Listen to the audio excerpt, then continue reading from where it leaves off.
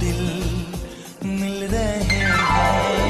कृपया करके पहले आप हमारे नियमों और शर्तों को ध्यान से सुने। घूंघट उठाने के लिए एक दबाएं।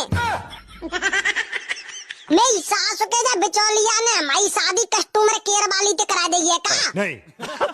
हमसे बात करने के लिए 2 दबाएं और मुंह दिखाई के लिए 3 दबाएं। अरे यार ये कहाँ फंस गया मैं? सही कहा था मम्मी पापा ने कि शादी मत करे मत करे। देवी जी मुझे तुमसे छुटकारा पाना है,